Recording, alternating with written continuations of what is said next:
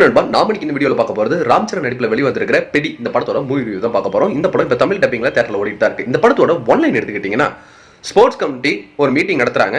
இதனால இந்தியாவுக்கு வந்துட்டு தங்க பதக்கம் 2 தான் இருக்கு. இதை வச்சு நம்ம என்ன பண்ண போறோம், இத்தனை கோடி பேர் வாழ்ற இடத்துல இதனால நம்மளால வந்து கோல்டு மெடல் அதிகமாக அடிக்க முடியல. ஸோ இதெல்லாம் வந்து ரிசர்ச் பண்ணுங்க. அடுத்த மீட்டிங் அப்ப எனக்கு வந்துட்டு சரியான வந்துட்டு பிளேயர்ஸ் எல்லாம் நீங்க கண்டுபிடிச்சு வைக்கணும் அப்படிங்கிற மாதிரி சொல்லிடுறாங்க கமிட்டியோட ஹெட்.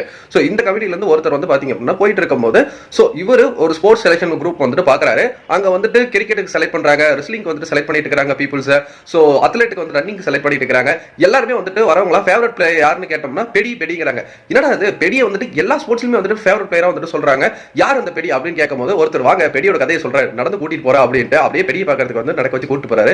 சோ யார் அந்த பெடி எப்படி வந்துட்டு இத்தனை ஸ்போர்ட்ஸ்லயும் வந்துட்டு விளையாண்டு இப்போ ஒரு பாப்புலர் வந்துட்டு மக்கள் மத்தியில இருக்கிறாரு அப்படிங்கிறதெல்லாம் இந்த படத்தை வந்து பார்த்து நீங்க தெரிஞ்சுக்கோங்க. சோ இந்த படத்தோட கதை இதுதான். ஆனா படத்தோட திரைக்கதையை அவங்க அமைச்ச விதம்ங்கிறது வந்துட்டு இவங்களுக்கான பிளாஷ்பேக் போர்ஷன். பெரிய ஒரு பெரிய பிளேயர் ஆயிட்டாரு, இத்தனை கேம் வந்துட்டு இவர் பாப்புலரா இருந்திருக்காரு, இத்தனை பேர் மத்தியில வந்துட்டு இவருக்கு வந்துட்டு ஒரு இன்ஸ்பிரேஷனா இருந்திருக்காரு. சோ கடைசி கிளைமேக்ஸ் என்னங்கிறது தெரிஞ்சிச்சு. பட் இவரோட ஜர்னி என்னங்கிறது தான் படத்தோட மொத்த திரைக்கதையை வந்துட்டு அமைச்சிருந்தாங்க. அதுல ஃபர்ஸ்ட் ஹாஃப் எடுத்துட்டீங்க அப்படின்னா ரொம்ப ஸ்லோவான ஃபர்ஸ்ட் ஹாஃப். பெடி யாரு, அவங்க ஊர் மக்கள் என்ன வந்து கஷ்டப்படுறாங்க, ட்ரெயினே அவங்க ஊர்ல நிக்கல, இது ட்ரெயின் நிக்கிறதுக்கு என்னென்ன போராட்டங்கள் பண்ணாங்க, அதனால என்னென்ன விளைவுகள் வந்தது. பெடி கிரிக்கெட்ல இருந்து அதுக்கப்புறம் ரெஸ்லிங் எங்க போனாரு, ரெஸ்லிங்ல இருந்து திரும்ப ரன்னிங் வந்துட்டு எதுக்கு போனாரு, இதெல்லாம் வந்துட்டு அவரோட லைஃப் ஜர்னி வந்துட்டு சொல்ல ஸ்டார்ட் பண்ணி முடிக்கும் போதே வந்துட்டு ஒரு ஃபர்ஸ்ட் ஹாஃப்ல வந்துட்டு நமக்கு பெருசா எதுவுமே ஒரு இன்ட்ரெஸ்டிங்கான போர்ஷன் இல்லாம வந்துட்டு போயிருச்சு.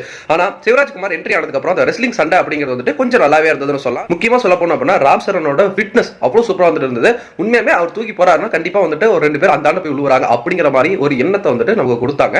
சோ இந்த காட்சிகள் எல்லாம் வந்துட்டு நல்லாவே எடுக்கப்பட்டிருந்தது. படத்தோட பின்னணி இசை வந்துட்டு நல்லாவே இருந்தது. ஹீரோயின் ஜான்வி கபூர் வர சீன்ஸ்ல பார்க்கிறதுக்கு அழகா இருக்காங்களே தவிர அவங்களுக்கான பெரிய ரோல் அப்படிங்கிறது படத்துல சுத்தமா வந்துட்டு கிடையாது. நிறைய சீன்ஸ் வந்துட்டு எடிட்ல தூக்கிட்டாங்க. ஏன்னா ராம் சரண் இவங்களுக்கான அந்த லவ் போர்ஷன் வந்து பெருசா வந்துட்டு கிடையாது. ஒரு சீன்ல கிஸ், அது சீன்ல வந்துட்டு அவங்க ஒரு இடத்துல காப்பாத்துறாரு, அதுக்கப்புறம் திடீர்னு பார்த்தா அப்படின்னா கட் பண்ணி எங்கேயோ செகண்ட் ஹாஃப்ல வந்துட்டு திடீர்னு 2 பேர் லவ் பண்ற மாதிரியான ஒரு காட்சிகள் வந்துட்டு வருது. சோ அதெல்லாம் வந்துட்டு பெருசா வந்துட்டு ஒர்க் அவுட் ஆகல. எனக்கு இந்த படத்தோட செகண்ட் ஹாஃப் ஃபர்ஸ்ட் ஹாஃபோட கம்பேர் பண்ணும்போது கொஞ்சம் நல்லாவே வந்துட்டு மூவ் ஆயிருந்தது.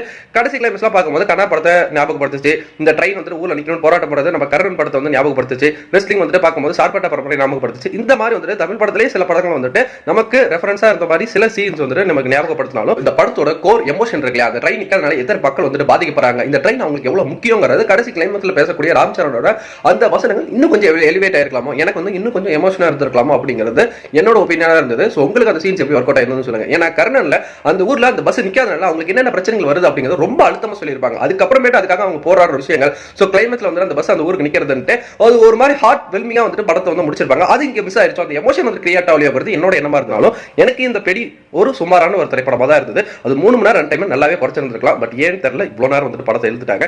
சோ நீங்க இந்த படம் பார்த்துட்டீங்கன்னா உங்களுக்கு எப்படி போச்சு நம்மளோட கமெண்ட் செக்ஷன்ல வந்து தட்டி விட்டுருங்க. நன்றி.